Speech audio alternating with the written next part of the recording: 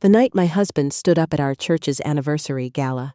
The same event I had organized every single year for 2 decades, and introduced a woman half my age as his partner in ministry. I didn't cry. I didn't scream. I reached into my evening bag, pulled out a sealed envelope, and walked calmly to the front of the room. He saw me coming. His smile faltered for just a moment.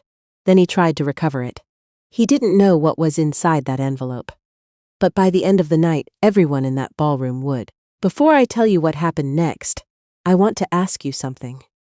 If you had spent 38 years supporting someone's calling, sacrificing your own dreams to help build everything they stood for, and then watched them use the very stage you built to humiliate you, what would you have done? Would you have walked out quietly? Or would you have made sure the truth was heard?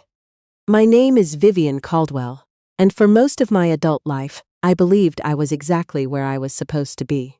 I met my husband, Pastor Raymond Caldwell, when I was 24 years old. He was 27, recently ordained, and full of a kind of purpose that I had never seen up close before. We met at a summer revival in Macon, Georgia. I was there visiting a cousin. He was there preaching a message about faithfulness that I still remember word for word. I wasn't looking for a husband. I was finishing my degree in accounting at a state college and had every intention of building a career. But Raymond had a way of making the future feel like something you could hold in your hands. He was passionate without being reckless, warm without being soft. When he looked at you, he made you feel like you mattered. 3 years later, we were married in a small chapel outside Augusta. Nothing extravagant. My dress was my aunt's, altered. The reception was in the church hall. But I was happy, genuinely, completely happy, because I believed I had married a man of integrity. What I didn't fully understand at 27 was how much that word, integrity, would cost me to defend over the following decades. Raymond's ministry grew slowly at first. We planted a small congregation in Savannah, just 40 members in a rented storefront on the edge of town. Money was tight. There were weeks when we paid utilities before groceries. Weeks when I graded math papers for a tutoring center in the evenings. Because Raymond's stipend didn't stretch far enough, I never complained. I believed in what we were building. Our son, Marcus, was born 2 years into the ministry. 3 years after that came our daughter, Renata. Suddenly we had 2 children, a congregation that was slowly growing, and more responsibility than either of us had planned for. But Raymond was a good father in those early years. Present. Engaged. The kind of man who remembered which stuffed animal belonged to which child. What made those lean years bearable was that we were partners. I handled every financial aspect of the church: bookkeeping, tax filings, donor records, budget planning, payroll for the small staff we eventually brought on. Raymond preached. I made sure there was infrastructure for him to preach into. That was our arrangement, unspoken but understood. When the congregation outgrew the storefront, we moved into a real building, then a larger one. Then, 15 years into our marriage, we broke ground on a proper sanctuary that seated 600 people. The day we opened those doors, Raymond stood at the pulpit and thanked God. He thanked the congregation. He thanked the building committee. He did not mention me. I told myself it didn't matter. I was being too sensitive. I was not being too sensitive. But I didn't know that yet. And when you've spent 15 years believing in someone, you have a remarkable capacity to explain away the things that don't sit right. The changes began gradually. They always do. Raymond started traveling more frequently. Mission trips, speaking engagements, pastoral conferences. The calendar filled with commitments that took him away from Savannah for days at a time. Sometimes longer. I understood. His profile was growing. Other churches wanted him. That was a blessing, I told myself. Not a warning. Then came the wardrobe. Raymond had never been vain. For most of our marriage, I practically had to remind him to replace worn dress shoes. Then suddenly he was spending money on tailored suits, custom shirts, a new watch. I noticed but said nothing. Because nothing he said made the observations feel worth raising. Then the phone. For 30 years neither of us had secrets in our pockets. If his phone rang while his hands were full, I answered it. That was just how we lived. Then one afternoon I picked up his phone from the kitchen counter. It kept buzzing, and I thought it might be something urgent from the church, and the screen asked for a passcode. Raymond, had never had a passcode. When I asked about it, he said the church's IT consultant had recommended it for all leadership devices. Data security. It sounded reasonable, but reasonable explanations, I was learning, are not the same as truthful ones. Over the following months, I noticed what I can only describe as a shift in gravity. Raymond's attention began orbiting something else. At dinner, his phone sat face down on the table, which felt more secretive than leaving it face up ever had. In conversation, he was present in body but absent in spirit. When I spoke, there was a half-second delay before he responded. The delay of someone returning from somewhere else. One evening, I was telling him about a conflict on the Women's Ministry Committee. I had been talking for several minutes when I realized he was staring at the middle distance with no expression at all. Raymond. He blinked. What? I'd been talking, I said quietly. He rubbed his face. I'm sorry. Long day. That was the first time I went to bed feeling genuinely alone. Not lonely the way people sometimes feel in long marriages. The comfortable loneliness of two people who have simply grown familiar. This was a different kind. The kind that comes from realizing you have been unseen for longer than you noticed. I started paying attention differently after that. Not obsessively, not dramatically, just watching. And once I started watching, I could not stop seeing. The name appeared first in a church newsletter. New on staff, Sister Naomi Weston, Director of Community Outreach. I didn't think much of it. The congregation had grown. New hires were not unusual, but Naomi Weston's name began appearing everywhere. Meeting agendas, group emails, budget line items. Raymond mentioned her in passing with a frequency that felt disproportionate. She has good ideas. Naomi thinks we should expand the youth program. I asked Naomi to take point on the conference planning. One Sunday after service, I saw them speaking near the side entrance. Not inappropriately. Nothing I could point to and say, there, that's the moment. But something about the way Raymond leaned in when she spoke, the particular quality of his attention, the smile that arrived half a second before it should have. I felt something cold move through me. She was in her late 30s, polished, confident. The kind of presence that fills a room without trying to. I went home and I made dinner and I said nothing. The confirmation came on a Wednesday morning in March. Raymond was traveling, or so he had told me. A pastoral leadership summit in Atlanta 3 nights. I was at my desk going through quarterly donor reports when I found, tucked inside a folder I hadn't opened in months, a printed hotel receipt. Not Atlanta. Hilton Head. A beachfront suite. 2 guests, 3 nights. The dates matched his trip exactly. I sat very still for a long time. Part of me wanted to call him immediately. To demand an explanation. To scream. But I had been married for 38 years and I understood something about Raymond Caldwell that I hadn't always understood about myself. He was extraordinarily good at managing other people's emotions. If I called him in that moment, he would find the right words. He would calm me down. He would give me just enough to hold on to. And I would let him. So instead, I put the receipt back exactly where I found it, and I started making calls of my own.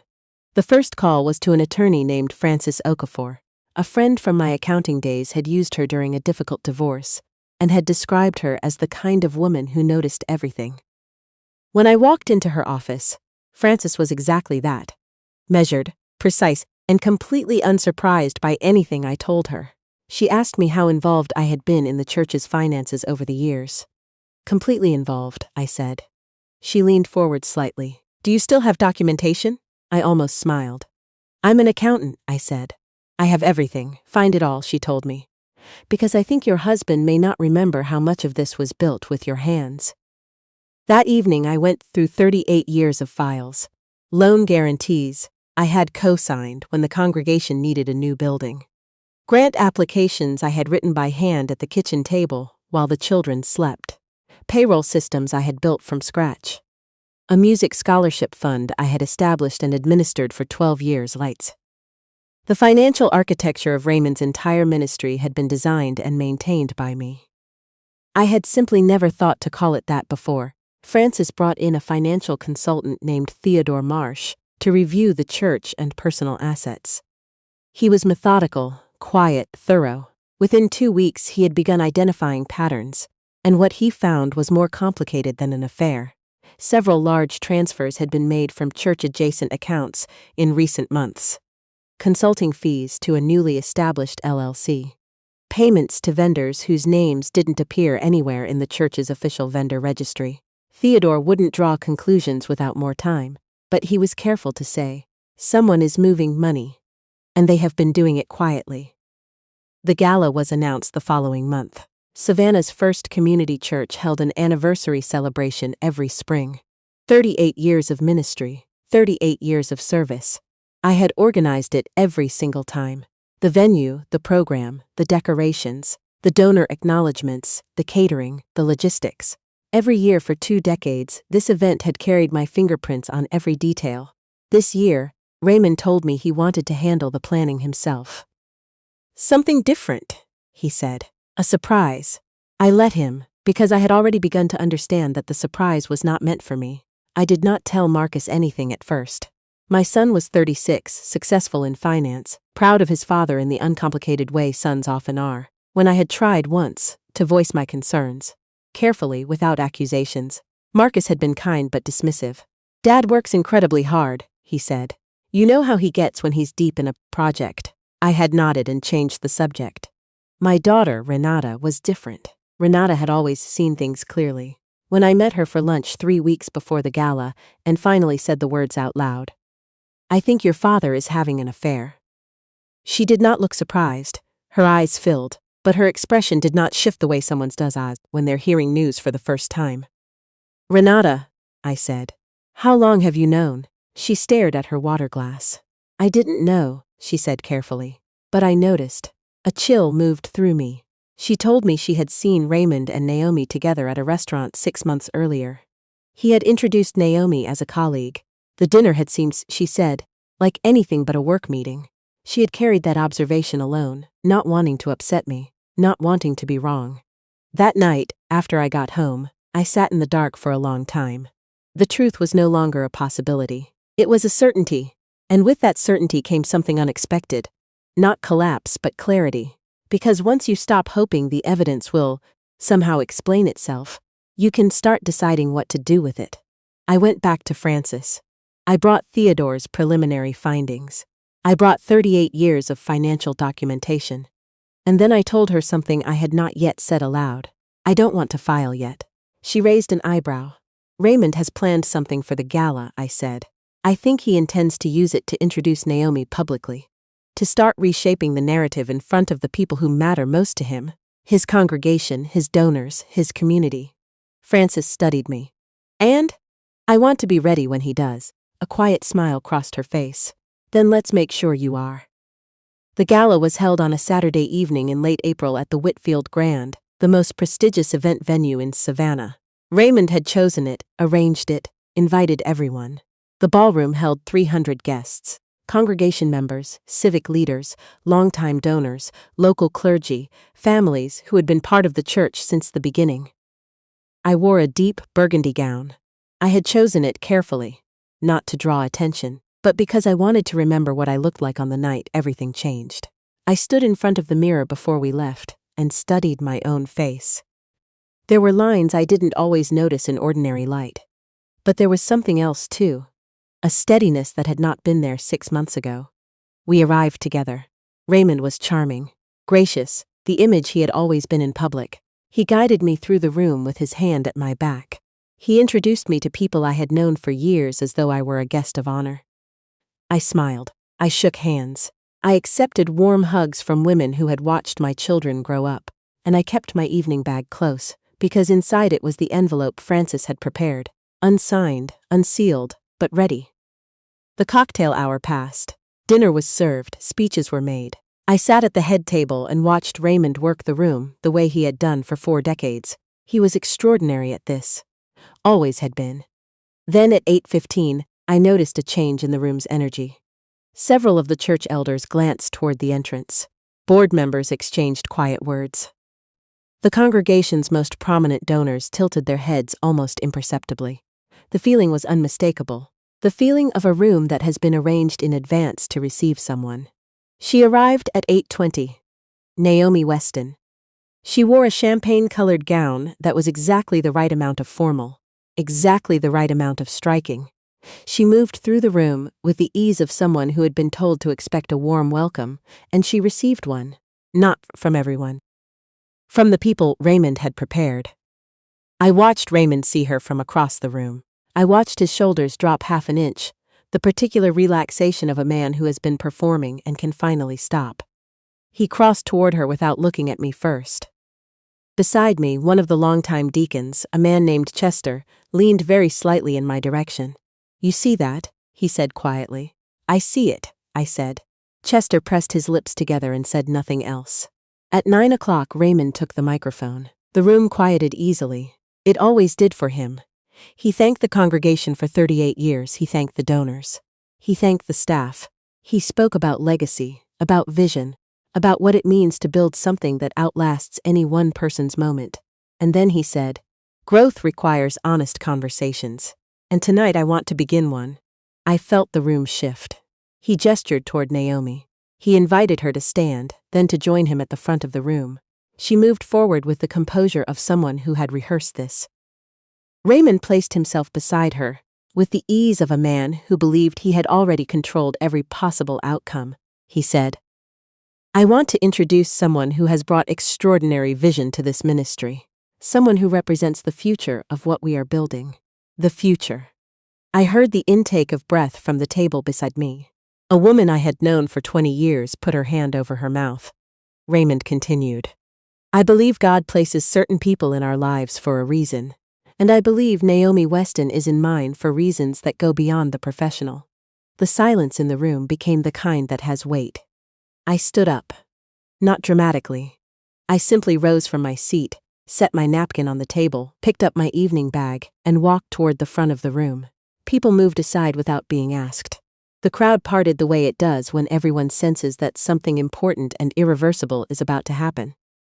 Raymond saw me coming. This time the smile did not even begin. I stepped beside him. He lowered the microphone slightly. "Vivian." His voice was controlled, but I could hear the edge beneath it. I held out my hand. He passed me the microphone. Not graciously, but because refusing would have been worse. I looked out at the room, 300 faces. People who had attended our wedding. People who had held my babies. People who had sat in the pews we had filled together for nearly 4 decades. I knew most of them by name, I said. "Raymond has asked us to have honest conversations tonight, so I'd like to have one." No one moved, I said. 38 years ago, I made a promise to this man. I kept it. Every budget this congregation ever operated on, I built. Every grant this ministry ever received, I wrote the application. Every financial protection this church has in place, I designed. I did this work not because I was asked to, and not because I was paid for it. I did it because I believed in what we were supposed to be building together. I reached into my bag. I removed the envelope. Raymond's jaw tightened. He knew what was inside. Not because I had told him, but because he knew me well enough to recognize when I had stopped being afraid of him. I placed the envelope in his hands. I said, "Those are divorce papers. And before this evening ends, you and your board of elders are also going to need to speak with Theodore Marsh about a number of financial transactions that have taken place over the past 14 months. My attorney, Francis Okafor, is available to answer any questions." I turned to look at Naomi Weston directly. She held my gaze for 2 seconds, then looked away. That was all I needed to see. I said to the room, not to Raymond, "I am not leaving because I am broken. I am leaving because I built enough to stand on my own. I wish this congregation every blessing. You deserve better leadership than you received." Then I handed the microphone back to Chester, who took it with both hands and held it like something heavy, and I walked out of the Whitfield Grand. The air outside was warm and smelled like the river. A valet brought my car. I sat behind the wheel for a moment, hands in my lap, and breathed. I had not cried. I would cry later, in private, the way you cry when the adrenaline finally releases, and the grief is allowed to be just grief. But in that moment, sitting in my car on a Saturday evening in Savannah, I felt something I had not felt in longer than I could name. Relief. The weeks that followed were not simple. They never are. Theodore's investigation deepened. What he found was serious enough that several board members retained their own counsel. The LLC Raymond had been funneling consulting payments to was connected. through 2 layers of paperwork to an account in Naomi Weston's name. Whether it constituted fraud depended on interpretations that attorneys would argue over for months. But the board knew enough to begin an independent audit. Raymond was placed on administrative leave within 10 days of the gala. Naomi resigned the following week and left Savannah. People speculated about where she went. I genuinely didn't care. Marcus came to see me 11 days after the gala. He sat at my kitchen table and he looked like he hadn't slept in a week because he hadn't. He said, "Mom, I owe you an apology." I poured him coffee and sat down across from him. He said, "I kept telling myself it wasn't as serious as you were making it." He rubbed his forehead. "I told myself you were just going through a hard season, and that Dad would explain everything." "I know," I said. He looked at me. "How did you stay so calm?" "I thought about that question honestly," I said. "I wasn't calm, Marcus. I was prepared. There's a difference." He was quiet for a moment. Then he said something that surprised me. "I found some of the old church files when I was going through things. All the budgets you built, the grant records." I nodded. He shook his head slowly. "I had no idea. Dad never mentioned it. I assumed the church hired someone." That sentence sat between us for a while. Eventually I said, "A lot of women do the work and the man receives the credit. It's not new, but I should have been clearer about it a long time ago. With you, with Renata, with myself. That part is on me." Marcus looked like he might cry. I let him. Renata had already been at my side from the beginning. She came the morning after the gala and helped me start going through the house. Not to pack it all. Just to understand what was mine and what was shared. She was practical in the way that people are when they love you and need to do something useful with their hands. At one point, she stopped in the hallway, holding a framed photograph from our 25th anniversary. She looked at it for a long time. Then she set it face down on the table and said, "You deserved better than this for a very long time, Mom." I said, "Maybe. But I also had good years. They were real, even if how things ended wasn't." She nodded. Then she kept packing. The divorce was finalized 8 months later. Francis was thorough, and Raymond's position had been substantially weakened by the financial questions surrounding the church. The settlement was fair. My contributions had been documented across decades. What I had helped build, I was recognized for having built. I moved into a smaller house on the edge of the historic district. A house I chose entirely by myself, for the first time in my life. It had a front porch with a view of an old magnolia tree and a back room with enough light to work in during the mornings. The first time I walked through it alone, I stood in the kitchen for a long time, just listening to the quiet. It was mine, not mine and anyone else's, mine. Raymond's consequences unfolded gradually, the way serious things do. The church survived. Congregations are more resilient than the people who lead them, but his credibility in Savannah's pastoral community took damage that reputation doesn't easily repair. Some people defended him. Some people always will. But the people who had known me for decades, who had watched me work quietly in the background for 38 years, mostly knew what they had witnessed. About a year after the gala, I started offering free financial literacy workshops at the community center 3 blocks from my new house. Practical things. Budgeting. Understanding marital assets. What to do if you've spent decades outside the workforce. How to read your own financial documents. The first session drew 9 women. The second drew 22. By the 6th month, I had a waiting list. I wasn't looking for purpose. Purpose found me the way it usually does. Through the thing you know how to do, meeting the moment that needs it. One afternoon, a woman named Sandra stayed after the session ended. She was in her early 60s, recently separated, and she looked the way I remembered feeling in those first months after finding the receipt. Like someone trying to hold water in their hands. She sat across from me and said, "I don't understand any of these documents. I've never handled money in my marriage. I don't even know where to start." I sat down across from her. I said, "That's exactly where I started too." We spent 2 hours going through her paperwork together. When she left, she was still frightened, but her posture was different, fractionally straighter. Like someone who had remembered that their legs worked. That feeling, watching someone find the ground under their feet, became the thing I woke up for. I spoke to Raymond once more, about a year after the divorce. He called and asked if we could meet. I agreed to coffees, somewhere neutral, somewhere close to neither of our lives. He looked older, not in the way time makes people look older, in the way grief does. The confidence that had been his signature for 40 years had left his face and left something quieter in its place. He said, "I don't expect you to forgive me." I looked at him for a moment. I said, "I already have." He seemed surprised. I said, "Not for your sake, for mine. I spent 38 years carrying things I shouldn't have carried alone. I'm not interested in carrying this too." He nodded. He looked out the window. Then he said, "I forgot what you actually did, not just for the church, for me." "I know," I said. He asked about the children. We talked about Marcus and Renata for a little while. We talked about a grandchild who had just started walking, small things, real things.